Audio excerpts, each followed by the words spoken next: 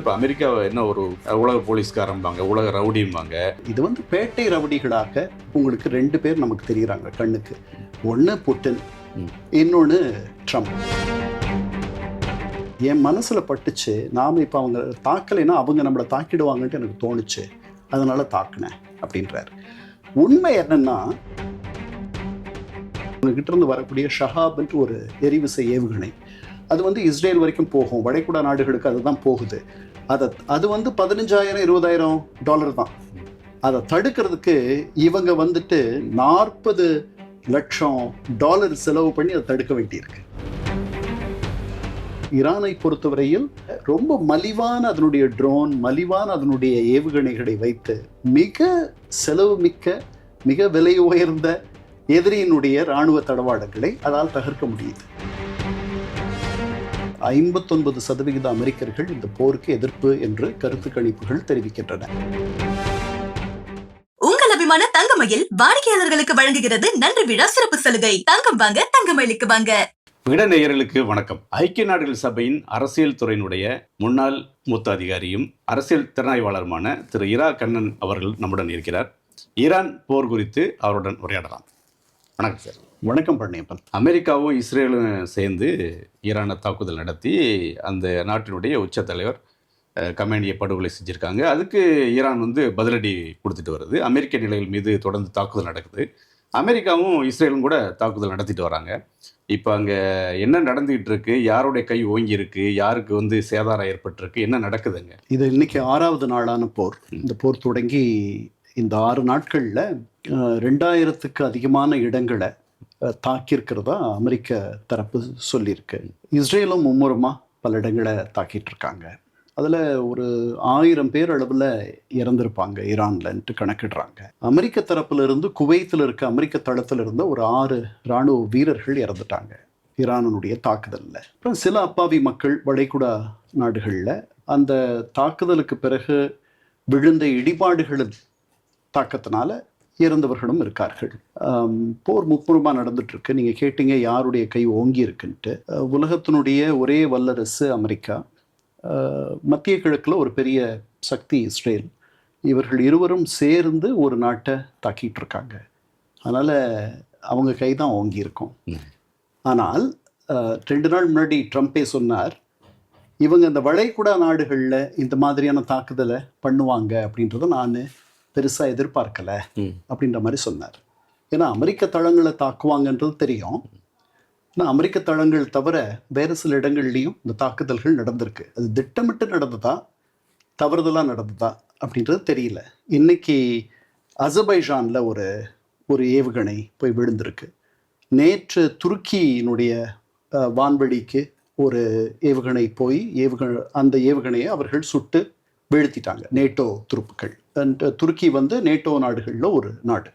இந்த 6வது நாள் இந்த தாக்குதல்களுடைய வீரியம், இந்த தாக்குதல்களுடைய இடைவெளி கூடி தாக்குதல்கள் குறைஞ்சிருக்கு ஈரான் தரப்பில் இருந்து அப்படின்ட்டு அமெரிக்க இராணுவ தரப்புகளும் சுதந்திரமான இராணுவ தரப்புகளும் இதை கண்காணிப்பவர்கள் அவர்களும் சொல்கிறார்கள். அப்படின்னா இராணுவ தளவாடங்களினுடைய இருப்பு, ஏவுகணைகளினுடைய இருப்பு இது வந்து குறையுது. 2 பக்கமும் குறையுது. அங்கேயும் குறையுது, இங்கேயும் குறையுது. அங்கே குறையுதுன்றது நமக்கு நல்லா தெரியுது அமெரிக்காவில். ஏன்னா அவர் இராணுவ தளவாடங்கள், ஆயுதங்கள் உற்பத்தி செய்பவர்களை இன்றோ நாளையோ சந்திக்கிறார்.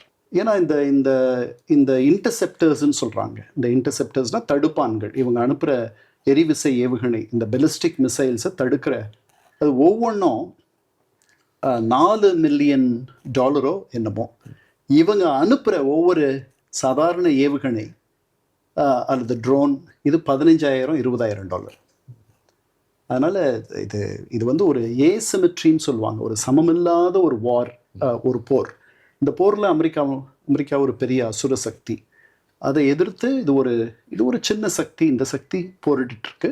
நம்ம காத்திருந்து பார்க்கணும் எப்படி போகுதுன்ட்டு. இப்போ இந்த அமெரிக்காவோட இந்த செக்ரட்டரி ஆஃப் ஸ்டேட் பொறுமையை சொல்கிறாரு, இஸ்ரேல் தான் முதல்ல வந்து தாக்க போகுது. இஸ்ரேல் ஈரானை தாக்குச்சுன்னா அவங்க வந்து அமெரிக்க நிலைகள் மேலே, வளைகுடாவில் இருக்க அமெரிக்க நிலை மேலே ஈரான் தாக்குதல் நடத்தும், அதனால் நாங்களும் அவங்களோட சேர்ந்து தாக்கணும் அப்படின்ற மாதிரி ஃபஸ்ட்டு ஒரு ஸ்டேட்மெண்ட் கொடுக்குறாரு. மறுநாள் அது வேறு மாதிரியான ஒரு ஸ்டேட் மாதிரி கொடுக்குறாரு. இது வந்து இப்போ போர் தொடுத்துருக்கிறது யார், அமெரிக்காவா இஸ்ரேலா? நல்ல கேள்வி. அதாவது அமெரிக்க அதிபர் ட்ரம்ப்புக்கும் இதற்கான சரியான காரணம் தெரியல. இஸ்ரேலுக்கும் அல்லது மார்க்கோ ரூபியோ அவருடைய வெளியுறவு அமைச்சருக்கும் தெரியல. அவர் வந்து இஸ்ரேல் முதல்ல தாக்க இருந்துச்சு, அதற்கு பிறகு ஈரான் இஸ்ரேலை தாக்க பதிலடி தரும் பொழுது எங்களுடைய நாங்கள் இருக்கக்கூடிய தளங்கள், எங்களுடைய வீரர்கள், எங்களுடைய சொத்துக்கள், அசெட்ஸ் இதை தாக்கும். அதனால் நாங்கள் வந்து முன்னெச்சரிக்கையாக இந்த தடுப்பு முயற்சியை நாங்கள் தாக்கிட்டோன்னாரு. அடுத்த நாள் அதிபர் ட்ரம்ப் என்ன சொன்னார், என் மனசில் உறுதியாக பட்டுச்சு. கார்னி கனடாவுடைய பிரதமரை பக்கத்தில் வச்சுட்டு சொல்கிறாரு, கார்னியோட முகத்தை நீங்கள் பார்த்தீங்கன்னா தெரியும், இறுக்கமாக உட்கார்ந்துருப்பார். என் மனசில் பட்டுச்சு, நாம் இப்போ அவங்க தாக்கலைன்னா அவங்க நம்மளை தாக்கிடுவாங்கன்ட்டு எனக்கு தோணுச்சு, அதனால் தாக்குனேன் அப்படின்றார். உண்மை என்னன்னா, இது வந்து ஈரானுடைய மிக பலவீனமான ஒரு நிலை. இந்த நிலையில் ஈரானை தாக்குனா அதை இன்னும் பலவீனப்படுத்தி அதனுடைய இராணுவ பலத்தை முழுவதுமாக நியூட்ரலைஸ்ன்னு சொல்கிறோம் இல்லையா, அதாவது சமப்படுத்துவது, மட்டுப்படுத்துவது, சீரழிப்பதுன்ட்டு அதை செஞ்சிடலான்ற மாதிரி அவங்க நினைக்கிறாங்க. அவருடைய இலக்குகளாக ஒரு 4 சொல்லியிருக்காரு. அதில் ஒன்று வந்து அவங்களுடைய கடற்படையை அழிப்பது. இப்போ இலங்கை பக்கத்தில் ஒரு படைக்கப்பலை மூழ்கடிச்சிட்டாங்க, 80 பேர் இறந்துட்டாங்கன்ற செய்தியை நம்ம பார்த்தோம். அது அவங்க தான் பண்ணதா அவங்களுடைய இராணுவ அமைச்சர் ஹெக்ஸெட் சொல்லிட்டார். 17 கப்பல்களை, போர்க்கப்பல்களை மூழ்கடிச்சிட்டு தான் சொல்கிறாரு அதிபர் ட்ரம்ப். அதுக்கப்புறம் அவர்களுடைய வான்வெளி பாதுகாப்பு, அதாவது ஏரியல் டிஃபென்சஸ், அதை எல்லாத்தையும் அவர்கள் சமப்படுத்திட்டாங்க, மட்டுப்படுத்திட்டாங்க. அதனால் சுதந்திரமாக அவர்களுடைய வான்வெளியில் இவர்கள் நினைத்த பொழுதும் உள்ளே வந்து நினைத்த பொழுது குண்டுமழை பொழியலாம். எப்படி போன ஆண்டு 12 நாள் நடந்த போரில் அவங்க பண்ணாங்களோ அதே மாதிரி இப்போவும் பண்ண முடியும். இதில் என்ன சிக்கல்னா, அவர்கள் வந்து இந்த எரிவிசை ஏவுகணைகள், இந்த பெலிஸ்டிக் மிசைல்ஸ், அதனுடைய உற்பத்தி தளங்கள், அது சேமிப்பு கிடங்குகள், இதையெல்லாம் அழிக்கணும். இதெல்லாம் பூமிக்கு கீழே இருக்கு. அப்போ அதை அழிக்கிறதுக்கு பூமிக்கு நெருக்கமாக பறக்கணுமா, அந்த இடத்துக்கு அவர்கள் இன்னும் கொஞ்ச நாளில் போவாங்க அப்படின்ற மாதிரி இருக்கு. அந்த இடத்துக்கு இப்போ ட்ரம்ப் என்ன சொல்கிறார், 2000 இடத்துக்கு மேலே அவர்கள் தாக்கியிருக்காங்க.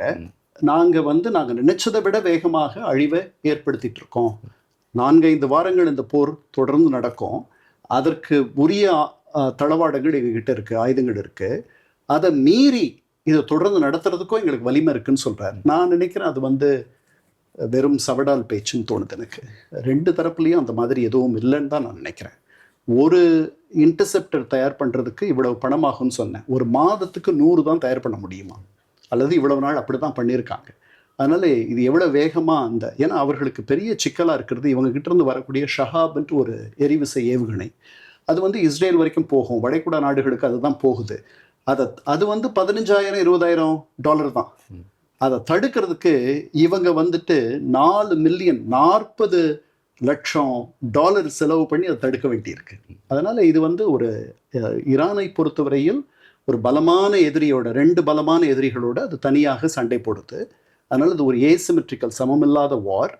அதே நேரத்தில் ரொம்ப மலிவான அதனுடைய ட்ரோன், மலிவான அதனுடைய ஏவுகணைகளை வைத்து மிக செலவு மிக்க, மிக விலை உயர்ந்த எதிரியினுடைய இராணுவ தளவாடங்களை அதால் தகர்க்க முடியுது, அல்லது அவர்களை அழ வைக்க முடியுது. இந்த 6 நாட்களில் அவர்கள் நல்லா எதிர்த்து தான் போர் பண்ணுறாங்க, பல இடங்களில் அடிச்சிருக்காங்க. ஆனால் இங்கே ஈரான் முழுமையும் தாக்குதல்கள் நடக்குது. இஸ்ரேலும் அமெரிக்காவும் தாக்குறாங்க. அவர்களுடைய தாக்குதலினுடைய வீச்சும் அதனுடைய வீரியமும் நீங்கள் பார்த்தீங்கன்னா பல இடங்களில் அவங்க தரமட்டமாக்கியிருக்காங்க. என்ன பின்னாடி இந்த தாக்குதல்லாம் முடிஞ்ச பிறகு நம்ம போய் உண்மையான படங்களையோ அந்த இடத்த நேரில் பார்க்கும்பொழுது தான் இவர்கள் செய்திருக்கிற பேரழிவனுடைய அதனுடைய ஆழம் நமக்கு தெரியும், அதனுடைய கனம் நமக்கு புரியும். அதனால் இப்போ வந்து நாம் வெளியிலேருந்து பேசிகிட்டு இருக்கோம், ஊடகங்கள் சொல்கிற செய்திகளை வச்சு, 2 தரப்பும் சொல்கிற செய்திகளை வச்சு ஈரானியர்கள் ரொம்ப உறுதியாக, ரொம்ப துணிவாக பேசுகிறார்கள். அப்படி தான் பேசுவாங்க அவர்கள். நாங்கள் மங்கோலியர்களே பார்த்தவர்கள், அதனால் இவர்களை நாங்கள் தாக்குப்பிடிப்போம் அப்படின்னு அலி லாரிஜானின்ட்டு அவங்களுடைய தேசிய பாதுகாப்பு குழுவினுடைய செயலாளர் சொல்கிறார். ஆனால் நீங்கள் பாருங்கள், இப்போ அவர் கமனேயி இறந்து இப்போ 3 நாட்கள் ஆகிட்டு இருக்குமா, 3 நாள் ஆயிடுச்சு. இன்னும் அவருடைய இறுதி ஊர்வலம் தொடங்கலை. அவருடைய இறுதி ஊர்வலத்திற்கு அவருடைய உடலை ஒரு 3 நாள் இறுதி மரியாதை செலுத்த நேற்றே வைக்கிறதா இருந்துச்சு. அதை ஒத்தி போட்டிருக்காங்க. ஏன்னா அந்த இறுதி மரியாதை செலுத்தக்கூடிய அந்த கடைசி நிகழ்வில் உங்களுக்கு நிறைய என்ன சொல்கிறது, பெரும் தலைவர்கள் எல்லாம் வருவாங்க, இராணுவ தலைவர்கள் வருவாங்க, அரசியல் தலைவர்கள் வருவார்கள். இதில் பெரும்பாலானவர்கள் அமெரிக்காவுக்கு எதிர்ப்பானவர்கள், எல்லாருமே இஸ்ரேலுக்கு எதிர்ப்பானவர்கள். அவர்களை இவருக்கு காமனேய்க்கு அடுத்து யார் வந்தாலும் அவர்கள் எங்களுக்கு எதிரானவர்கள் என்று சொன்னால், எங்களை அழிப்பதற்கு இருக்கிறதா சொன்னால் அவங்கள அழிப்பது எங்களுடைய வேலைன்ட்டு இஸ்ரேல் ஏற்கனவே சொல்லிடுச்சு. அப்போ அந்த பொதுவெளியில் கூடும் பொழுது, பொதுவெளின்னு நினைக்கிறேன், பொதுவெளியாக இருக்கும்னு நினைக்கிறேன், அல்லது ஒரு கட்டடத்தில் கீழே கூடினாலும் கூட, மேலே கூரை இருந்தாலும் கூட, இந்த கூரையை தாண்டி அடிக்கக்கூடிய ஒரு அறிவியல் வளர்ச்சியும் அந்த வல்லமையும் இந்த நாடுகளுக்கு இருப்பதை நாம் பார்க்கிறோம். அமெரிக்காவுடைய அவங்களுடைய திட்டம் என்னன்னா வந்து ஒரு சர்ஜிக்கல் ஸ்ட்ரைக் மாதிரி ஒரு தாக்குதலை நடத்துறது, அந்த உச்சத்தலைவர் கமேனியை வந்து படுகொலை பண்ணுறது, அதுக்கு பிறகு வந்து அங்கே வந்து ஒரு மாற்று அரசை வந்து உருவாக்குறது, இதுதான் அவங்களுடைய திட்டமாக இருந்திருக்கு. ஆனால் தாக்குதல் நடத்திட்டாங்க, கமேனியை படுகொலை பண்ணிட்டாங்க, ஒரு மாற்று அரசு பண்ணுறதுக்கான எந்த ஏற்பாடும் கிடையாது. ஆனால் போர் நடந்துகிட்டு இருக்கு. இது என்ன அதில் வந்து அந்த திட்டம் வந்து வந்து தோல்வி அடைஞ்சிருக்கா, இல்லை வந்து இன்னும் தள்ளி போகுதா? அவங்களால செய்ய முடியுமா அமெரிக்காவால் அதை? இல்லை, அவருக்கே அதில் சந்தேகம் இருக்குது. அதனால தான் அவர் முதல் நாள் அந்த 8 நிமிட காணொளி, முதல் நாள் தாக்குதலுக்கு பிறகு அவர் வெளியிட்ட காணொலியில் என்ன சொல்கிறாரு, எந்த குடியரசுத் தலைவரும் செய்யாததை நான் செய்ய துணிஞ்சிருக்கேன், இந்த தாக்குதலை நடத்த துணிஞ்சிருக்கேன். ஈரானியர்களே, நீங்கள் இந்த வாய்ப்பை பயன்படுத்தி கொள்ளுங்கள். இந்த வாய்ப்பு பல தலைமுறைகளுக்கு ஒரு முறை தான் வரும். உங்களுடைய ஆட்சியை கைப்பற்றுங்கள் இந்த தாக்குதல்லாம் முடிஞ்ச பிறகு அப்படின்னு சொன்னார். அதற்கு பிறகு ஆட்சி மாற்றத்தை பற்றி அவர் நிறைய பேசலை. 2 நாள் முன்னாடி பேசும்பொழுது என்ன சொன்னார்னா, வெனிசுவேலா மாடல், அந்த மாடல் தான் ரொம்ப, அது மாதிரி ஒரு மாடல் இங்கே வந்தால் ரொம்ப நல்லா இருக்கும்னார். அப்படின்னா என்னென்னா, காமனேயி போயிட்டார், வேற அடுத்து அவருக்கு பின்னாடி வரவர்கள் யார் வேணாலும் இருக்கலாம், இதே ஆட்சி தொடரலாம், இந்த இஸ்லாமிய புரட்சி அரசே தொடர்ந்து நடத்தலாம். ஆனால் எங்களோட நட்பாக இருக்கணும், எங்களோட இணக்கமாக இருக்கணும், மேலை நாடுகளோட சமரசமாக இருக்கணும், இந்த அணு ஆயுத முயற்சியை கைவிடணும். இப்படி வந்து எப்படி நாங்கள் வெனிசுவேலாவில் மடூரோவுக்கு கீழே இருந்த அவருடைய துணை அதிபரை வச்சு நாங்கள் ஆட்சி நடத்திட்டு இருக்கோம், எங்களுக்கு ஒரு சிக்கலும் இல்லை, எல்லாரையும் மாறணும்னு நாங்கள் சொல்லவே இல்லை. அதே மாதிரி இங்கேயும் பண்ணலாம், அதுதான் இருக்கிறதுலையே ரொம்ப உன்னதமான ஒரு ஏற்பாடாக இருக்கும் அப்படின்னு சொல்கிறார். அவருடைய ஆசையை வெளிப்படுத்துகிறார். அப்புறம் இன்னொன்று சொல்கிறாரு, இதற்கப்புறம் வரக்கூடிய ஆட்சி அமெரிக்காவுக்கு இதை விட எதிர்ப்பான ஆட்சியாக கூட இருக்கலாம், எதையும் நம்ம சொல்ல முடியாது அப்படின்னு அவரே சொல்கிறார். இது வந்து அவர் ஒரு குழப்ப நிலை மாதிரி இருக்குது. ஒரு உறுதியான ஒரு பார்வை இல்லாமல் அவர் வந்து ஒரு மாறி பேசுகிறது மாதிரியான அவருடைய பேச்சுகள் இருக்குது. அமெரிக்காவில் இருக்க எல்லாருமே அப்படித்தான் நினைக்கிறாங்க. 59% அமெரிக்கர்கள் இந்த போருக்கு எதிர்ப்பு என்று கருத்து கணிப்புகள் தெரிவிக்கின்றன. இந்த போருக்கு ஆதரவாக அவருடைய கட்சியைச் சேர்ந்தவர்கள் மட்டும்தான் இருக்கிறார்கள். அதாவது ரிப்பப்ளிக்கன் கட்சி, குடியரசுக் கட்சியைச் சேர்ந்த நாடாளுமன்ற மேலவை உறுப்பினர்கள் அவர்கள் மட்டும்தான் இருக்காங்க. நேற்று ஒரு வாக்கெடுப்பு நடந்துச்சு. அவர் வந்து காங்கிரஸை, 2 அவைகளும் சேர்ந்தது காங்கிரஸ், அவையை கலந்துக்காம, அவையினுடைய ஒப்புதல் இல்லாமல் அவர் இந்த போரை தொடர்ந்து நடத்த முடியாதுன்ற மாதிரி ஒரு வாக்கெடுப்பு நேற்று நடந்துச்சு. இந்த அவையில் வந்து ஜனநாயக கட்சியினர் 47 பேர், குடியரசுக் கட்சியினர் 53 பேர். அதில் ஒரு ஜனநாயக கட்சியை சேர்ந்தவர் அந்த பக்கம் வாக்களிக்க போயிட்டார் குடியரசுக் கட்சிக்கு, ஒரு குடியரசுக் கட்சியை சேர்ந்தவர் இந்த பக்கம் வாக்களிச்சிட்டார். அதனால 47-53ன்ட்டு ட்ரம்ப்புக்கு எல்லா அதிகாரமும் உண்டு, அவர் தொடர்ந்து இந்த போரை நடத்தலாம்ன்ட்டு அவருடைய அதிகாரத்தை கட்டுப்படுத்த ஒருவர் கொண்டு வந்த தீர்மானம் தோல்வியுற்றது. அதனால அவர் இதற்கு பெரிய ஆதரவு எங்கேயுமே இல்லை. அவருடைய ஐரோப்பிய ஒன்றிய தலைவர்கள் அப்படியே இந்த போரை நடத்தணும். ஏன்னா வந்து அமைதி பேச்சுவார்த்தை நடந்துகிட்டு இருக்கு. அமைதி பேச்சுவார்த்தையில் வந்து நல்ல முன்னேற்றம் இருக்குதுன்னு சொல்கிறாங்க. எல்லா டிமாண்ட்ஸ்க்கும் வந்து ஈரான் வந்து யுரேனியம் செறிவூட்டல் இதெல்லாம் நிறுத்துகிறோம், குறைக்கிறோம், அதெல்லாம் இது இல்லைன்றாங்க. அமெரிக்காவும் திருப்தியாக இருக்குது. திடீர்னு போய் ஏன் அடிக்கணும்? இல்லை, அவர் சொல்கிறாரு, எனக்கு வேண்டியது அவர்கள் தர தயாராக இல்லை, அணு ஆயுத செறிவூட்டலை முழுவதுமாக கைவிட வேண்டும் அவர்கள் அப்படின்றது என்னுடைய கோரிக்கை. அவர்கள் செறிவூட்டுறது எங்களுடைய பிறப்புரிமைன்னு கடைசியாக நடந்த பேச்சுவார்த்தைகளில், இது வந்து அவர் சொல்லலை, ஊடக செய்தி. அப்பாஸ் அராக்சி, ஈரானுடைய வெளியுறவு அமைச்சர், ஸ்டீவ் விட்காஃப், அமெரிக்காவினுடைய அதிபருடைய தனித்தூதர்கிட்ட சொல்கிறாரு. அவர் ஒரு 7 பக்க ஒரு திட்டத்தை கொண்டு வரார். அராக்சி கொண்டு வந்து ஸ்டீவ் விட்காஃப் கிட்ட காட்டுறாரு. அதில் செறிவூட்டுறதுடைய எவ்வளவு செறிவூட்டலான்ட்டு இவங்க ஈரானிய தரப்பில் இருந்து இவர்களே ஒரு ப்ரொப்போசல், ஒரு யோசனையை முன்வைக்கிறாங்க. அதை பார்த்து அந்த எண்களெல்லாம் பார்த்து மலைத்து போனார் ஸ்டீவ் விட்காஃப் அப்படின்ட்டு அந்த ஊடக செய்தி சொல்லுது. அவர் அப்படி மலைச்சிட்டு என்ன இது, ஏன்னா முன்னாடியே அவர்களுக்கு செறிவூட்டுற உரிமை வந்து 3.67% ஒபாமாவோட அவர்கள் போட்டுக்கிட்ட ஒப்பந்தத்தின் கீழ் இருந்துச்சு. ஆனால் 3.67க்கு பதில் அவர்கள் 60% செறிவூட்டினாங்க. அதனால தான் இந்த பிரச்சனையெல்லாம் பின்னாடி வந்தது. அதற்கு பிறகு இன்டர்நேஷ்னல் அட்டாமிக் எனர்ஜி ஏஜென்சி, சர்வதேச அணு சக்தி முகவம், அதுவும் இவர்கள் வந்து அமைதிக்கான செறிவூட்டலை கடந்து செறிவூட்டுகிறார்கள் அப்படின்றத சொல்லியிருக்கு. போன செப்டம்பரோ அக்டோபரோ 2025 இவர்கள் அந்த ஒப்பந்தத்தின் கீழ் என்னெல்லாம் செய்ய ஒத்துக்கிட்டாங்களோ அதை இவர்கள் செய்யலை, மீறுறாங்க அப்படின்னு சொல்லிச்சு. அதுக்கப்புறம் தான் திருப்பி பேச்சுவார்த்தைகள்லாம் திருப்பி தொடங்குச்சு. 3 சுற்று பேச்சுவார்த்தைகள் நடந்துச்சு. ஒமானியர்கள் தூது போனார்கள். ஒமானிகளை பொறுத்த வரைக்கும் செறிவூட்டுறதை இவங்க பண்ணுறேன்னு தான் சொன்னாங்க. அவங்க செறிவூட்டவே கூடாதுன்னு சொன்னாங்க. இவங்க ஆனால் செறிவூட்டிய யுரேனியத்தை கையிருப்பாக வைத்துக்கொள்ள மாட்டோம் அப்படின்ற உறுதி அந்த அளவுக்கு வந்திருந்தாங்க. ஆனால் அது திருப்தி தரல அமெரிக்கர்களுக்கு. நல்லா போயிட்டு இருந்த பேச்சுவார்த்தை கெடுத்துட்டாங்க அப்படின்னு சொல்லியிருக்கார். ட்ரம்ப்புக்கு மட்டும்தான் தெரியும் ஏன் அவர் இதை பண்ணார் அப்படின்ட்டு. நான் என்ன நினைக்கிறேன், இது வந்து ஈரானியர்கள் மிக பலவீனமாக இருக்கக்கூடிய ஒரு நிலை. இந்த 47 ஆண்டுகளில் இவ்வளவு பலவீனமாக அவர்கள் எப்போதும் இருந்ததில்லை. இந்த நேரத்தில் ஒரு நாடு பலவீனமா இருக்குது, அதை போய் அடிக்கிறது எப்படின்னா, ஒரு நாட்டோட மேல வந்து போர் தொடுக்கிறது எப்படின்னா, அதுக்கான பல சர்வதேச சட்ட நெறிமுறைகள் இருக்குல்ல, அதுபடி நடந்துக்கிட்டாரா ட்ரம்ப்? சர்வதேச ஒழுங்கை பற்றி ஒரு நிமிஷம் கூட கவலைப்படாதவர் அதிபர் ட்ரம்ப். அது எல்லாருக்கும் தெரிஞ்சது. அவரே சொல்லியிருக்காரு ஒரு 2 மாதமோ ஒரு நீங்க வந்து ஐநாலாம் அதிகாரியா இருந்திருக்கீங்க. ஒரு நாட்டு மேல போர் தொடுக்கணும் அப்படின்னா அது என்ன சட்ட நெறிமுறை, என்ன ப்ரொசீஜர் சார்? இல்லை, அவர் ஐநா பாதுகாப்பு சபைக்கு போய் அவங்களுடைய தீர்மானத்தின் கீழ் தான் போர் தொடுக்க முடியும். இப்போ சதாம் ஹுசேன் குவைத்தை போய் ஆக்கிரமிச்ச போது, பிடிச்ச போது ஐநா பாதுகாப்பு சபை அதை எதிர்த்து ஒரு தீர்மானம் நிறைவேற்றுச்சு. அந்த எல்லா வழிகளையும் பை ஆல் மீன்ஸ் அவர் கைப்பற்றிய அந்த குவைத்தை விடுவிக்கணும் அப்படின்னு சொல்லிட்டு ஒரு தீர்மானம். அந்த தீர்மானத்தின் கீழ் அமெரிக்காவினுடைய தலைமையில் பல நாடுகள் ஒன்று சேர்ந்து சதாம் ஹுசேன் பிடித்திருந்த குவைத்தை அவரிடமிருந்து விடுவித்து தந்தன. ஒரு போர் நடந்துச்சு. ஒரு மாதமோ என்னமோ நடந்திருக்கும். சதாம் ஹுசேனை அவர்கள் எல்லாம் வேகமாக முறியடிச்சிட்டாங்க. அவர் திருப்பி போயிட்டார். ஆனால் 2003 அமெரிக்கா சதாம் ஹுசேன் மீது படையெடுத்த பொழுது ஐநா பாதுகாப்பு சபை தீர்மானம் இல்லை. ஜார்ஜ் புஷ் இளையவர் என்ன பண்ணாரு, அங்கே வந்து பேரழிவு ஆயுதங்கள்லாம் இருக்குன்னு சொல்லிட்டு, பயாலாஜிக்கல் வெப்பன்ஸ் இருக்குது அப்படின்லாம் சொல்லிட்டு வந்தார். அது மாதிரி எதுவும் இல்லை.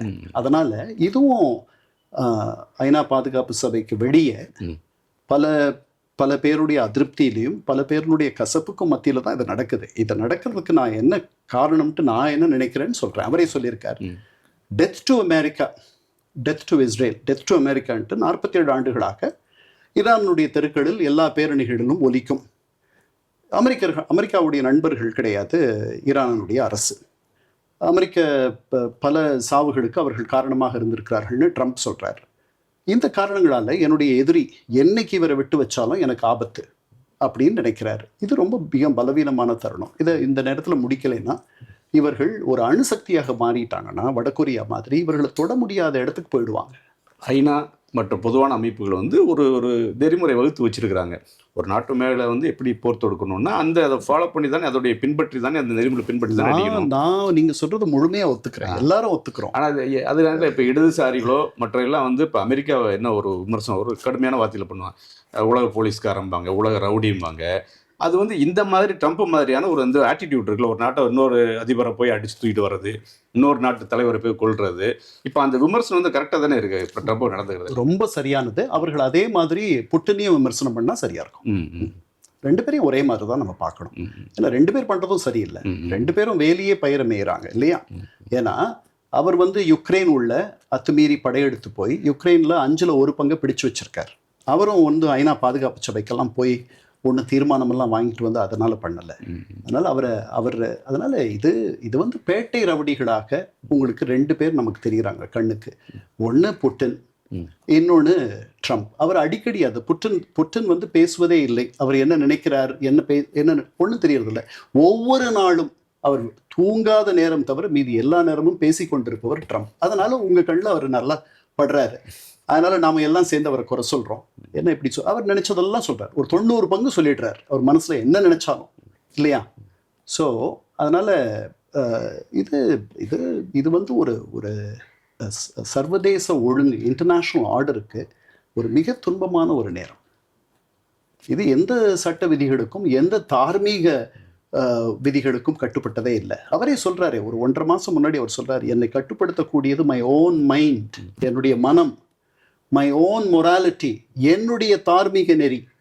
யாரு? ட்ரம்ப் சொல்றார். அப்போ நீங்க உலகத்துக்கு பொதுவா ஒரு தார்மீக நெறின்னு இருக்கு, உலகத்துக்கு பொதுவா எல்லாரும் ஒப்புக்கொள்ளக்கூடிய ஒரு ஒழுங்கு அப்படின்றது இருக்கு. அப்ப எல்லாரும் விமர்சிக்க தானே சார் செய்வாங்க. கண்டிப்பா செய்வாங்க. இந்த விமர்சனம் அவரை பற்றி மட்டுமே இவ்வளவு அதிகமாக இருப்பதற்கான காரணத்தை நான் சொல்றேன். ஏன்னா அவரு ஒவ்வொரு நாளும் அவர் பேசாத நாளே இல்லை, அவர் பேசாத கருத்தே இல்லை. இப்ப புட்டின் பேசுறாரா? ஏதாவது சொல்றாரா? நம்ம விமர்சனம் பண்ண முடியுமா? ஒரு மாதத்துக்கு 8000 பேர் செத்துட்டு இருக்காங்க யுக்ரைன் ஈரான் போர்ல. 30,000 சொல்றாரு ட்ரம்ப் சொல்றதை விட்டுருவோம். ஆனா பொதுவான சுதந்திரமான அமைப்புகளே குறைஞ்சபட்சம் ஒரு 10,000 பேர் இறப்பாங்கன்னு நினைக்கிறேன் சொல்றாங்க. கண்டிப்பா 8,000 பேர் இறந்துட்டு இருப்பாங்க. இந்த 8,000 பேர்னா ஒரு வாரத்துக்கு 2,000 பேர் இறக்குறாங்க. நீங்க நானும் அதை பத்தி பேசவே இல்லை, உலகம் அதை பத்தி பேசுறதை மறந்துடுச்சு. 4 வருஷம் ஆயிடுச்சு, பழகி போயிடுச்சு. அதனால சொல்றேன். அதனால ட்ரம்ப் சரியில்லை. ஆனால் புட்டினும் உலகத்தினுடைய போலீஸ்காரன் மாதிரி தான் நடந்துக்கிறாரு. அவர் என் வாசல் வரைக்கும் வந்துருச்சு நேட்டோ, நான் சொன்ன நீங்க கேட்கல, நான் அதனால உங்களுக்கு ஒரு பாடம் போட்டுறேன் அப்படின்றாரு. அதே தான் இவரும் பண்றாரு. அதனால நம்ம 2 பேரையும் ஒரே தராசில் தான் வச்சு பார்க்கணும்னு நான் நினைக்கிறேன். நீங்கள் சொல்கிறீங்க இது ஒரு அமெரிக்கான்ற ஒரு மகாசக்தி, அதே மாதிரி இஸ்ரேலும் மிகப்பெரிய ஒரு பவர்ஃபுல்லான ஒரு நாடு. 2 பேரும் சேர்ந்து அடிக்கிறாங்க. இவங்க ரொம்ப ஒரு ஆயுத வலிமையோட 2 நாடு இருக்காங்க. இவங்க ஏதோ ஒரு அந்த அளவுக்கு இல்லாத ஒரு வலிமை குறைந்த ஒரு ஆயுதங்களை வச்சுட்டு இருக்காங்க ஈரான் அப்படின்னு சொல்கிறீங்க. ஆனால் தொடர்ந்து ஈரான் அடிச்சுட்டு தான் இருக்குது. இவங்க கணக்கு போட்டது மாதிரி அந்த ஒரு கட்டத்தோட முடியலை போர், தொடர்ந்து அது அடிச்சுட்டு தான் இருக்குது. அது ஒரு லாங் வாருக்கு ஒரு நீண்ட போருக்கு ஈரான் தயாராக இருக்குது அப்படின்றாங்க. ஆனால் ட்ரம்ப்போ இஸ்ரேலோ நீண்ட போருக்கு தயாராக இல்லை. அதாவது 4-5 வாரங்கள் வரைக்கும் ஈரானை தாக்க வேண்டி இருக்கும்ட்டு ட்ரம்ப் முன்னாடியும் நினைச்சார், இப்பவும் நினைக்கிறார். அதனால 4-5 வாரங்கள் ஈரானியர்கள் தாக்கு பிடிப்பார்கள் அப்படின்ட்டு ட்ரம்ப்பே நினைக்கிறார். அவருடைய ஆலோசகர்கள் அவருக்கு அப்படி சொல்லியிருப்பாங்க, அவர்களுடைய உளவுத்துறையும் அப்படி சொல்லியிருக்கோம். அமெரிக்காவும் இஸ்ரேலும் தாக்கு பிடிக்க முடியாது அப்படின்னு சுதந்திரமா இருக்கக்கூடிய இந்த இராணுவ எக்ஸ்பர்ட்ஸ், நிபுணர்கள், வல்லுநர்கள் அவங்க என்ன சொல்றாங்க, எந்த 3 தரப்புமே தாக்கு பிடிக்க முடியாது. ஏன்னா தளவாடங்கள் உங்களுக்கு வேகமாக அந்த தளவாடங்களுடைய செலவு இருக்கு இல்லையா, ரொம்ப அதிகமாக ஆகுது. இந்த 6 நாள்னு இன்னைக்கு 6வது நாள் நடந்துட்டு இருக்கு. இதுக்குள்ளரே 2000 இலக்குகளை தாக்கியிருக்காங்க அமெரிக்க தரப்புல இருந்து. அப்போ இதுக்கு எவ்வளவு செலவாயிருக்கும், எத்தனை குண்டுகள் பொழியப்பட்டிருக்கோம், 200 விமானங்கள், 50,000 வீரர்கள் இதில் ஈடுபடுத்தப்பட்டிருக்காங்க. அப்போ ஒவ்வொரு நாளும் ஒவ்வொரு வினாடியும் எவ்வளவு செலவாகுதுன்னு நீங்கள் பார்த்துக்கலாம். இதை அமெரிக்காவினுடைய இராணுவ பட்ஜெட் வரவு செலவு திட்டம் எவ்வளவுனா $1 ட்ரில்லியன். அதாவது தமிழ்நாட்டினுடைய வரவு செலவு திட்டத்தை மாதிரி 3 மடங்கு. அதனால இந்த போரை பொருளாதார ரீதியாக அவர்களால் இன்னும் நிறைய நாள் தாக்குப்பிடிக்க முடியும் அமெரிக்காவில். ஆமாம், ஈரானால் அது முடியுமான்னு தெரியல. ஆனால் ஈரான் எல்லாருக்கும் வலிக்கும், ஆனால் ஈரானுக்கு கூடுதலாக வலிக்கும். அதுதான் நிலைமை. ஸோ 4-5 வாரங்கள் இந்த போர் நடக்கும் அப்படின்றதுல ட்ரம்ப்புக்கும் பெரிய கருத்து வேறுபாடு இல்லை. அதற்கு மேலே நடக்கணும்னா கூட 2 நாள் முன்னாடி சொல்கிறாரு, எங்களால் அதை நடத்த முடியும், எங்களுக்கு இராணுவ தளவாடங்கள்லாம் இல்லைன்னா நீங்கள் நினைக்க வேண்டாம் அப்படின்றாரு. அதுக்கு முன்னாடி என்ன சொல்லியிருந்தார், இந்த பைடன் எல்லா இங்கே இருந்த இருப்பெல்லாம் கொண்டு போய் யுக்ரைனுக்கு கொடுத்துட்டார் அப்படின்னு சொன்னார். அதனால் இராணுவ தளவாடங்கள் அவங்ககிட்ட கொஞ்சம் குறைச்சலாக இருக்குது, அவங்க நினைக்கிற அளவுக்கு இல்லைன்ற மாதிரி தான் நம்ம எடுத்துக்கணும். அந்த உற்பத்தியாளர்களை சந்திக்க போகிறதையும் நம்ம கணக்கில் எடுத்துக்கணும். ஆனால் அவர்களால் தொடர்ந்து இந்த போரை நடத்த முடியும். ஈரானை காட்டிலும் அவர்கள் அதிகமாக செலவு செய்யக்கூடியவர்கள். அவர் உயிரிழப்பு இருக்கும் அப்படின்னு சொல்கிறாரு. 6 பேர் இறந்துட்டாங்க. இது எப்போ நிற்கும் அப்படின்னா, இந்த இன்னும் அதிகமான பேர் அவர் தரப்பில் உயிரிழந்தார்கள்னா அமெரிக்கர்கள் அவர் மீது மிகப்பெரிய அழுத்தத்தை கொண்டு வருவார்கள். அப்போ அவரால் அமெரிக்க தரப்புல உயிரிழப்பு அதிகமானா ட்ரம்ப்புக்கு கண்டிப்பாக ப்ரெஷர் வரும். கண்டிப்பாக வரும். அதை தாங்கக்கூடிய அதிபர் ட்ரம்ப் கூட அதை தாங்க முடியும்னு நான் நினைக்கல. இப்போ ஈரானை பொறுத்தளவில் அவங்களுக்கு ப்ளஸ் அப்படிங்கிற பார்க்கக்கூடிய அம்சங்கள் என்னென்னு பார்க்கலாம்னா, அவங்கள்ட்ட வந்து நீங்கள் சொல்கிறீங்க அது சீக்கிரமாகவே அவங்களுடைய ஆயுதங்கள் வந்து குறைய வாய்ப்பு இருக்குன்னு சொல்கிறீங்க. ஆனால் நிறைய ஏவுகணைகளையும் ட்ரோன்லையும் நிறைய அவங்க தயார் பண்ணி வச்சுருக்கிறாங்க அப்படி சொல்கிறாங்க. அது இல்லாமல் கடல் கன்னி சீ மைன்ஸ் கடல் கன்னி வெடிகள் அப்படின்னு சொல்லி அவங்கள்ட்ட அது ஒரு பெரிய ஒரு பலம் அப்படின்னு சொல்லி சொல்கிறாங்க. இன்னொன்று அந்த நாட்டோட நிலப்பரப்பு ஒரு உலகத்திலே 17வது மிகப்பெரிய ஒரு நிலப்பரப்பு, நிறைய கிராமப்புறம் இருக்குது. இப்போ அமெரிக்கா அடிச்சிட்டு இருக்கிறது எல்லாமே வந்து சிட்டியை நகர்ப்புறங்களை குறி வச்சு தாக்குறாங்க. இந்த மக்கள் நகர்ப்புறத்தில் இந்த மக்கள் எல்லாமே இந்த கிராமப்புறங்களுக்கு போக ஆரம்பிச்சிட்டாங்க. அதனால வந்து அவர் ரொம்ப நீண்ட போருக்கு வந்து தாக்கு பிடிக்கக்கூடிய அளவுக்கு நீண்ட போகக்கூடிய அளவுக்கு அவங்களுக்கு சக்தி இருக்குது ஈரானுக்கு அப்படின்றாங்க. இது வந்து ஒரு பெரிய சேலஞ்சு கொடுக்குமே. இப்போ அமெரிக்கா வந்து ஒரு 100 பேர் இறக்குறாங்கன்னா பெரிய ஒரு ப்ரெஷர் வரும். இப்போ லாங் வார்னு போகும்போது அந்த ஒரு கட்டத்தை அமெரிக்கா வந்து ஒரு நெருக்கடிக்கு ஆளாகும். அதுக்கு வாய்ப்பு இருக்கு அப்படி இல்லை, வாய்ப்பு இருக்கு. அதாவது அமெரிக்காவினுடைய இலக்குகள்னு சொல்லிட்டு அதனுடைய கடற்படையை, ஈரானுடைய கடற்படையை முழுவதுமாக அழிக்கிறது. அதை வந்து அவர்கள் பண்ணிட்டு தான் சொல்கிறாங்க. 17 கப்பல்களை மூழ்கடிச்சிட்டதாக சொல்கிறாங்க. இலங்கை பக்கத்தில் இருக்க ஒரு ஈரானிய இராணுவ கப்பலை கூட அவங்க மூழ்கடிச்சிட்டாங்க. 80 பேர் இறந்துட்டாங்க. அதனால் அது நடந்துகிட்ருக்கு. அப்புறம் அவங்களுடைய வானிலை பாதுகாப்பு, வான்வழி பாதுகாப்பு, அதை முழுவதுமாக வந்து இவர்கள் மட்டுப்படுத்திட்டாங்க அப்படின்னு சொல்கிறாங்க. ஸோ முழு சுதந்திரத்தோட இஸ்ரேலிய அமெரிக்க விமானங்கள் ஈரானுடைய வான்வழியில் உலா வரலாம். அவங்க நினைச்ச அளவுக்கு கீழே இறங்கி குண்டு போடலாம். இப்போது அவங்களுக்கு என்ன சிக்கல் அப்படின்னா, அங்கே இருக்கிற இவர்களுடைய எரிவிசை ஏவுகணைகள், பெலிஸ்டிக் மிசைல்ஸினுடைய தயாரிப்பு கூடங்கள், உற்பத்தி தளங்கள், சேமிப்பு கிடங்குகள், அதை இவர்கள் அடிக்கணும். ஏன்னா அது வந்து இந்த ஷஹாப் எரிவிசை ஏவுகணைன்னு அவங்க வச்சுருக்கிறது இஸ்ரேல் வரைக்கும் போகும். அது வந்து அவர்கள் சொந்தமாக தயார் பண்ணி அவர்களுடைய சொந்த தொழில்நுட்பம், ஈரானுடைய சொந்த தொழில்நுட்பம், அந்த தொழில்நுட்பத்தை ரிவர்ஸ் டெக்னாலஜி அதை கற்றுக்கிட்டு அதை வந்து அதுக்கு மாற்றாக ரிவர்ஸ் ஆஸ்மாசிஸ்ன்னு சொல்கிறோம் இல்லையா, தண்ணியை சுத்தப்படுத்துறது, அதே மாதிரி அதுக்கு ரிவர்ஸ் டெக்னாலஜி அமெரிக்கர்கள் செய்து அவர்கள் தயார் பண்ணியிருக்காங்க. அதனால் இந்த ஏவுகணைகள், தயாரிப்பு கூடங்கள் இதெல்லாம் பூமிக்கு கீழே இருக்குது. அதை தாக்கி அந்த இடங்களெல்லாம் அந்த ஏவுகணைகளெல்லாம் அழிக்கிற வேலையில் இன்னும் கொஞ்ச நாளில் ஈடுபட தொடங்குவாங்கன்னு நினைக்கிறேன் அமெரிக்கர்கள். அதை முடிச்சிட்டாங்கன்னா எங்கள் இலக்கை நாங்கள் அடைஞ்சிட்டோம், ஆட்சி மாற்றம் எங்களுடைய இலக்கு இல்லை, அது நடந்தால் நல்லா இருந்திருக்கோம், அதை நடத்தக்கூடியவர்கள் அந்த நாட்டு மக்கள் தான், இது ஒரு வாய்ப்பு கொடுத்தோம், அவர்கள் எழலை அப்படின்னு சொல்லிட்டு அவர் வந்து வெற்றி அறிவிச்சுட்டு வெளியே போனாலும் போயிடலாம். நீண்ட போரை ஈரான் நடத்தும் அப்படின்னு சொல்லி பல ஜியோ பாலிட்டிக்ஸ் எக்ஸ்பர்ட்ஸ் பல பேர்லாம் சொல்கிறாங்க. அங்கே ஈரானுக்கு ட்ராவல் பண்ண பல பேர்லாம் சொல்கிறாங்க. அப்போ அதை பார்க்கும்போது அதுவும் ஒரு தொடர்ந்து பதிலடி கொடுக்குற சக்தி வந்து ஈரானுக்கு இருக்குது அப்படின்னு தானே. அது 8 ஆண்டுகள் ஈரான் வந்து ஈராக்கோட போர் பண்ணிச்சு, ஈராக்கும் ஈரானோட போர் பண்ணிச்சு. அந்த மாதிரியான போர் இல்லை இது. அது வந்து 1980-88 நடந்த போர். அப்போ இல்லாத பல நவீன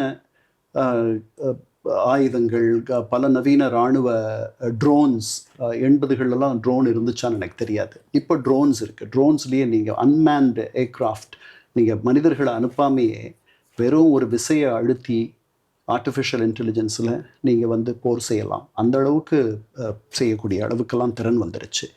அதெல்லாம் இவ்வளவு நாள் பொருளாதார தடைகளுக்கு கீழே இருந்த ஈரானிடம் அந்த மாதிரியான திறனெல்லாம் இருக்கா, அந்த மாதிரியான சக்தி இருக்கான்னு பார்க்கணும். ஒன்று, அது வந்து ஒரு 16 லட்சம் சதுர கிலோமீட்டருக்கும் மேலான ஒரு நாடு. அதாவது தென்னிந்தியா மாதிரி கிட்டத்தட்ட ஏறக்குறைய 3 மடங்கு அவ்வளோ பெரிய இடம் அது.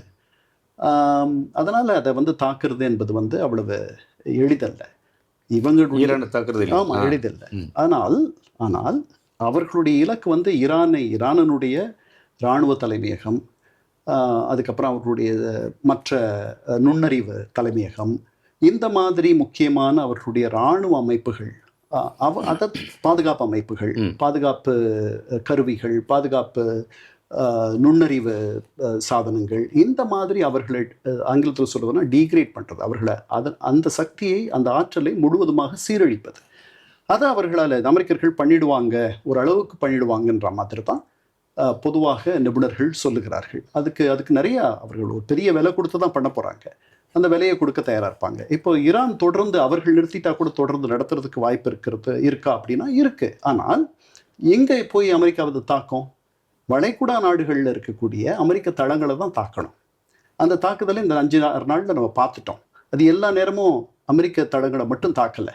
ஹோட்டலில் போய் விழுந்திருக்கு, எண்ணெய் கிணறுல போய் விழுந்திருக்கு, துருக்கிக்கு போகுது, துருக்கிக்கும் ஈரானுக்கும் என்ன பிரச்சனை, அசர்பைஜானுக்கு போகுது, என்ன பிரச்சனை.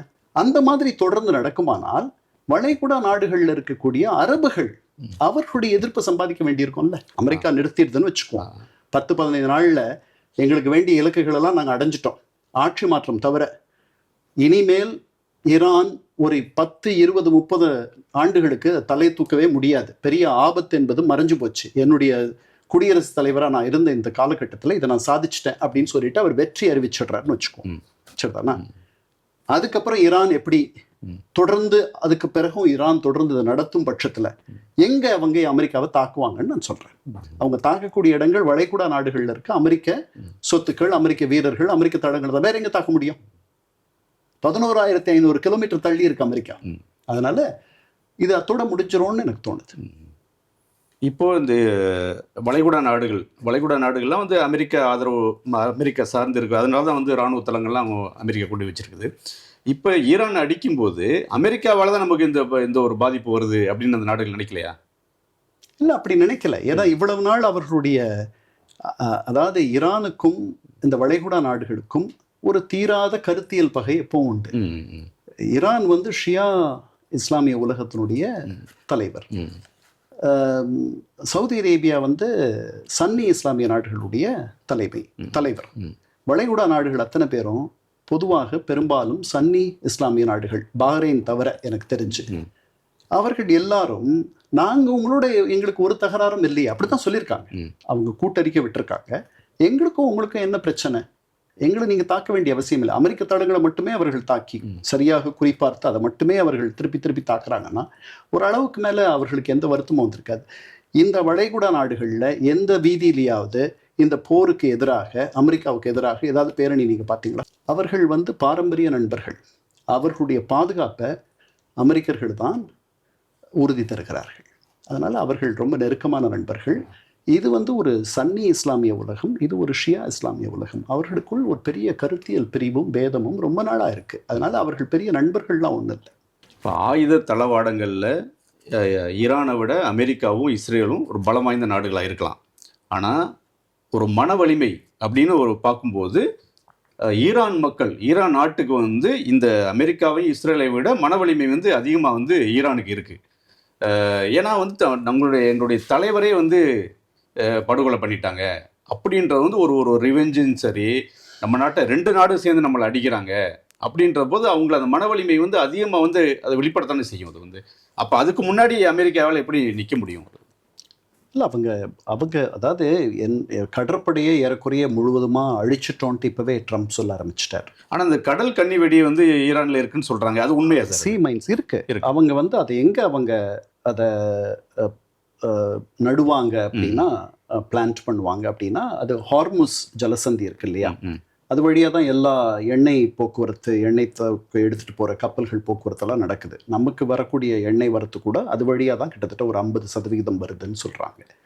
அப்போது அந்த இடத்துல மற்ற நாடுகளுடைய கப்பல்கள், அமெரிக்காவினுடைய கப்பல்களோ, இஸ்ரேல் கப்பல்களோ அல்லது ஐரோப்பா ஒன்றியத்தினுடைய கப்பல்களோ வரக்கூடாதுன்றது தான் அவங்களுடைய எதிரிகள் கப்பல் வரக்கூடாதுன்ட்டு அந்த இடத்த வந்து இந்த கடல் கண்ணிகளை வைத்து நட்டுருவாங்க அப்படின்ற மாதிரி சொன்னாங்க. பட் அது வந்து இப்போது இன்றைக்கி நான் வந்து செய்தியை பார்த்தேன், மற்ற எல்லாருக்கும் அது அந்த போக்குவரத்துக்கு திறந்திருக்கும், இந்த 3 பேருக்கு தவிர அப்படின்ற மாதிரி ஈரானியர்கள் ஒரு முடிவு எடுத்துறது தான் ஒரு ஆங்கில ஊடக செய்தி. இப்போ இன்றைக்கி இந்திய ஊடக செய்தி ஒன்று பார்த்தேன். இவர்கள் 3 பேரை தவிர மற்றவர்கள்லாம் பயன்படுத்தலாம் அப்படின்ற மாதிரி. ஏன்னா நட்பு நாடுகள், மற்ற சாதாரண நாடுகள் எல்லாம் இந்த போர்னால எண்ணெயினுடைய விலை ஏற்றத்தினால துன்பப்படுறாங்க.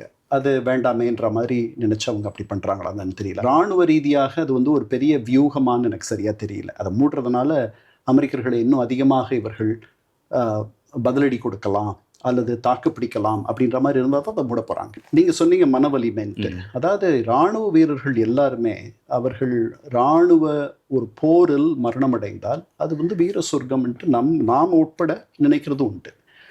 அதை கொஞ்சம் அதிகமாக வீர சொர்க்கத்தை அதிகமாக உண்மையிலேயே அது எல்லாரும் நினைப்பாங்க. அதை ஒரு படி அதுக்கு மேலே போய் அதில் முழுமையாக நம்பிக்கை வைத்து அதை வந்து அது வேணும்னு நினைக்கிற இடத்துல ஈரானிய வீரர்கள் இருக்கலாம், அல்லது ஈரானிய அரசை சேர்ந்தவர்கள் இருக்கலாம். எனக்கு அலி காமனேயி போன தடவை நடந்த தாக்குதலின் போது ஒரு 2 வாரம் வெளியே, அவரை பற்றி ஒரு செய்தியும் இல்லை, அவர் வெளியே வரலை, அவர் எங்கே இருக்காருன்னு தெரியல, அவர் எங்கே பதுங்கி இருக்காருன்றது எங்களுக்கு தெரியும், ஆனால் இப்போதைக்கு அவரை விட்டு வச்சுருக்கோம் அப்படின்னு ட்ரம்ப் பதிவு போட்டார். இந்த முறை அவர் வெளியில் எல்லாருக்கும், அதாவது அவர் பெரிய ரகசியமாக ஒரு பதுங்கு குழியிலையோ இல்லை பதுங்கு கூடத்துலையோ போய் சந்திக்கலை. தலைவர்களும் அவர்களும் வெளியில் எல்லாருக்கும் தெரிஞ்ச மாதிரி தான் அன்னைக்கு தாக்குதல் தொடங்குற அன்னைக்கு சந்திக்கிறாங்க. அந்த தகவல் போய் சிஏஏ கட்டி சிஏஏ உடனே இஸ்ரேலுக்கு இந்த தகவலை தந்து உடனே அன்னைக்கு அவரை கொன்று விடுகிறார்கள். அவர் தன்னை காப்பாற்றிக்கணும்னு நினச்சிருந்தா பண்ணியிருக்கலான்னு தான் நான் நினைக்கிறேன். அவர் அந்த மரணத்தை வீர மரணமாக, ஒரு வீர சொர்க்கத்தை அடையக்கூடிய ஒரு மரணமாகத்தான் அவர் எதிர்கொண்டார்னு நினைக்கிறேன். எனக்கு என்ன புரியல அப்படின்னா, அவர் அப்படி நினைச்சதோ சரி, அவரோட கூட பல முக்கிய தலைவர்களும் அன்று அங்கு இருந்தார்கள். எல்லாருமே அப்படி நினைச்சார்களா? இருக்கலாம். இதுதான். அதனால இந்த போர் ஈரானுக்கும் இதெல்லாம் சொன்ன பிறகும் கூட அதனுடைய மக்கள் இவ்வளவு துன்பப்படுறத ஈரானிய தலைவர்களும் விரும்ப மாட்டார்கள், யாரும் விரும்ப மாட்டார்கள். அதனால் எனக்கு இந்த போர் ரொம்ப நாள் நடக்கும். இது வந்து ஈராக்குக்கு மத்தியில் நடந்த 2 அண்டை நாடுகள், அவங்களுக்குள்ளே 8 ஆண்டுகள் நடந்துச்சு. அதில் பல தற்கொலை படையினர்லாம் அனுப்புனாங்க. அவர்கள் இறந்து போயிடுவாங்கன்னு தெரிஞ்சு இளைஞர்களை ஈரான் தரப்பிலிருந்து அனுப்புனதெல்லாம் உண்டு. பல லட்சக்கணக்கான இளைஞர்கள் இந்த பக்கமும் சரி அந்த பக்கமும் சரி இறந்துட்டாங்க. நான் அந்த போரில் முடிஞ்ச எச்சங்கள், பழைய டாங்கிகள் அதெல்லாம் நானே பார்த்துருக்கேன். நான் இப்போ இஸ்பஹான் அப்படின்ற ஊரில், அந்த இஸ்பஹானில் ஒரு அணு ஆயுத கூடம் இருக்குது. அந்த ஊர் இப்போ அழகான வாசல்கள் நிறைஞ்ச ஒரு ஊர். நான் 2017 அங்கே போயிருக்கேன். அப்போது வழிநடுக அந்த ஈராக்குக்கும் ஈரானுக்கும் அதனுடைய எல்லை பகுதிகளில் வந்து நீங்கள் அப்போ நடந்த 80-88 நடந்த போரினுடைய எச்சங்களை பார்க்கலாம். அதனால் இந்த போர், இந்த 3 பேருமே இந்த போரை எவ்வளவு சீக்கிரம் முடிவுக்கு கொண்டு வர முடியுமோ அவ்வளவு சீக்கிரம் கொண்டு வரணும்னு தான் நினைப்பாங்க. ஆனால் இப்போதைக்கு அமெரிக்கர்களும் இஸ்ரேலியர்களும் அவர்களுடைய இராணுவ இலக்குகள், அதாவது ஒப்ஜெக்டிவ்ஸ், அந்த இலக்குகள் என்னன்றது நமக்கு சொல்கிறது தான் அவங்க உண்மையிலேயே நினைக்கிறாங்களா, அல்லது அதற்கு மீறி ஏதாவது அவர்களுக்கு இலக்கு இருக்கான்றது நமக்கு தெரியாது. அவர்கள் சொல்வது தான் இலக்குன்னா அந்த இலக்கை வந்து அவர்கள் இன்னும் ஒரு 2-3 வாரங்களில் அடைஞ்சிட முடியுன்ற மாதிரி தான் தெரியுது. அது அடைஞ்சிருச்சுன்னா இது எல்லாம் ஆட்சி மாற்றத்தை தவிர மற்ற எல்லாம் பண்ணிட்டோம்னு சொல்லிட்டு வெளியே போயிடுவாங்க. அப்படித்தான் நான் நினைக்கிறேன். சரி சார், மிக்க நன்றி சார். வருடம் முழுவதும் ஆதரவு தரும் வாடிக்கையாளர்களுக்கு தங்கமயில் வழங்கும் நன்றி விழா. சிறப்பு சலுகையாக நீங்கள் வாங்கும் ஒவ்வொரு 10 கிராம் தங்கத்திற்கும் 40 கிராம் வெள்ளி இலவசம். இச்சலுகை மார்ச் 22ஆம் தேதி வரை மட்டுமே.